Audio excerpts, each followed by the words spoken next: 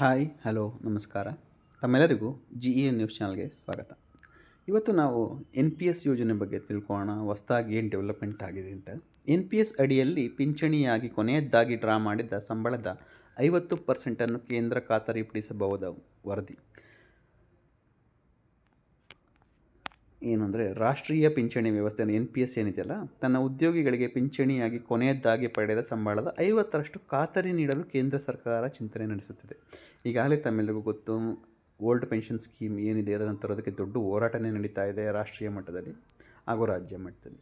ಈ ನಿಟ್ಟಿನಲ್ಲಿ ಕೇಂದ್ರ ಸರ್ಕಾರ ಏನು ಯೋಚನೆ ಮಾಡ್ತಾ ಇದೆ ಅಂದರೆ, ಎನ್ ಪಿ ಎಸ್ನಲ್ಲೇ ನಾವೇನು ಸಂಬಳ ತೊಗೊಳ್ತೀವಿ ಅಂದರೆ ಕೊನೆಯದಾಗಿ ನಾವು ರಿಟೈರ್ಮೆಂಟ್ ಕಾಲದಲ್ಲಿ ಅದಕ್ಕೊಂದು 50%ನ ತನ್ನ ಉದ್ಯೋಗಿಗಳಿಗೆ ಕೊಡೋದಕ್ಕೆ ಯೋಚನೆ ಮಾಡ್ತಾಯಿದೆ. ಯಾವ ಥರ ಅಂದರೆ, ದಿ ಟೈಮ್ಸ್ ಆಫ್ ಇಂಡಿಯಾದ ವರದಿಯ ಪ್ರಕಾರ ಹಳೆಯ ಪಿಂಚಣಿ ಯೋಜನೆ OPS ಹೋಲಿಸಿದರೆ NPS ಅಡಿಯಲ್ಲಿ ಪಾವತಿ ಔಟ್ ಅಸಮಾನತೆಗಳ ಮೇಲಿನ ಕಳವನ್ನು ಪರಿಹರಿಸಲು ಈ ಕ್ರಮದ ಗುರಿಯನ್ನು ಹೊಂದಿದೆ. ಕಳೆದ ವರ್ಷ ಹಣಕಾಸು ಸಚಿವೆ ನಿರ್ಮಲಾ ಸೀತಾರಾಮನ್ ಅವರು ಘೋಷಿಸಿದ ನಂತರ ನಿರ್ಧಾರ ಪರಿಣಾಮಗಳನ್ನು ಮೌಲ್ಯಮಾಪನ ಮಾಡಲು ಹಣಕಾಸು ಕಾರ್ಯದರ್ಶಿ TV ಸೋಮನಾಥನ್ ನೇತೃತ್ವದ ಸಮಿತಿಯನ್ನು ನೇಮಿಸಲಾಯಿತು. NPS 25-30 ವರ್ಷಗಳ ಕಾಲ ಹೂಡಿಕೆಯಲ್ಲಿ ಉಳಿಯುವವರಿಗೆ ಹೆಚ್ಚಿನ ಆದಾಯ ನೀಡುತ್ತದೆ. ಹಲವರು ರಾಜಕೀಯ ಪಕ್ಷಗಳು ಚುನಾವಣೆಯ ಸಮಯದಲ್ಲಿ OPSಗೆ ಮರಳುವ ಭರವಸೆ ನೀಡಿದ ನಂತರ ಪಿಂಚಣಿ ಪಾವತಿಯು ಗಮನದಲ್ಲಿದೆ. OPS ಕೊನೆಯದಾಗಿ ಪಡೆದ ಸಂಬಳದ 50% ಪಿಂಚಣಿ ಪಾವತಿಯನ್ನು ಆಜೀವ ಪರ್ಯಂತ ಪಿಂಚಣಿಯಾಗಿ ನೀಡಲಾಗುತ್ತದೆ.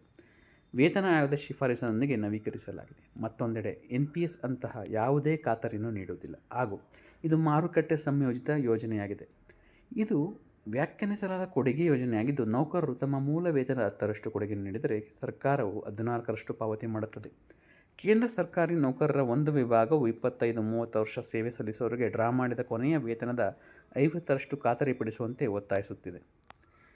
OPSಗೆ ಬದಲಾಗುವ ಯಾವುದೇ ಸಾಧ್ಯತೆಯನ್ನು ಕೇಂದ್ರ ತಳ್ಳಿಹಾಕಿದರೂ ಈಗ ಪಿಂಚಣಿ ಪಾವತಿಯಲ್ಲಿ ಸ್ವಲ್ಪ ಸೌಕರ್ಯ ನೀಡಲು ಪರಿಗಣಿಸಲಾಗುತ್ತಿದೆ. ಸೋಮನಾಥನ್ ಸಮಿತಿಯು ಜಾಗತಿಕ ಅಭ್ಯಾಸಗಳು ಮತ್ತು ವ್ಯಾಪಕವಾದ ಲೆಕ್ಕಾಚಾರಗಳನ್ನು ಅಧ್ಯಯನ ಮಾಡಿದ್ದು, ಖಚಿತವಾದ ಆದಾಯವನ್ನು ನೀಡುವ ಆರ್ಥಿಕ ಪರಿಣಾಮವನ್ನು ಅರ್ಥಮಾಡಿಕೊಳ್ಳಲು ಕೇಂದ್ರವು 40-45% ಗ್ಯಾರಂಟಿಯನ್ನು ನೀಡಬಹುದು.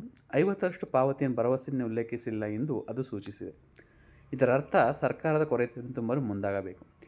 ನಿರ್ಧಾರದ ಆರ್ಥಿಕ ಸುಸ್ಥಿರತೆಯನ್ನು ಖಚಿತಪಡಿಸಿಕೊಳ್ಳಲು ಕಾರ್ಪೊರೇಟ್ ನಿವೃತ್ತಿ ಪ್ರಯೋಜನಗಳಂತೆ ಮೀಸಲಾದ ನಿಧಿಯ ರಚಿಸಲು ಕೇಂದ್ರವು ಯೋಚಿಸಿದೆ ಎಂದು ವರದಿಯಾಗಿದೆ. ನಿರ್ಧಾರದ ವಿವಿಧ ಅಂಶಗಳನ್ನು ಮೌಲ್ಯಮಾಪನ ಮಾಡಲು ಮತ್ತು ಹಣಕಾಸಿನ ವಿವೇಕ ಮತ್ತು ಉದ್ಯೋಗಿ ಕಲ್ಯಾಣದ ನಡುವೆ ಸಮತೋಲನವನ್ನು ಸಾಧಿಸಲು ಹಲವಾರು ಸುತ್ತಿನ ಚರ್ಚೆಗಳನ್ನು ನಡೆಸಲಾಗುತ್ತಿದೆ. ಅಂದರೆ ಏನು ಹೇಳ್ತಾ ಇದ್ದಾರೆ ಮೇಯ್ನಾಗಿ ಅಂದರೆ, ನಮಗೀಗ OPSಲ್ಲಿ ಏನಂದರೆ 50% ಬಂದೇ ಬರುತ್ತೆ. ಆದರೆ NPSಲ್ಲಿ 50% ಬರೋದಿಲ್ಲ. ಅಂಥ ಕಡಿಮೆ ಬರೋ ಜಾಗದಲ್ಲಿ ಅಟ್ಲೀಸ್ಟ್ 40-45% ಬರೋಂಗೆ ಸರ್ಕಾರ ಅದನ್ನು ತುಂಬಬೇಕು ಅನ್ನೋದು ಸೋಮನಾಥನ್ ವರದಿಯಲ್ಲಿ ಉಲ್ಲೇಖ ಮಾಡ್ತಿದ್ದಾರೆ. ಈ ನಿಟ್ಟಿನಲ್ಲಿ ಏನಾದರೂ ಬೆಳವಣಿಗೆಗಳಾದರೆ ನಮ್ಮ ಸರ್ಕಾರಿ ನೌಕರರಿಗೆ ತುಂಬ ಪ್ರಯೋಜನ ಆಗುತ್ತದೆ ಅಂತೇಳಿ ವಿಡಿಯೋನ ಮುಗಿಸ್ತಾ ಇದ್ದೀನಿ. ಮತ್ತೊಂದು ವಿಶೇಷಗಳ ಮತ್ತೆ ಭೇಟಿಯಾಗೋಣ.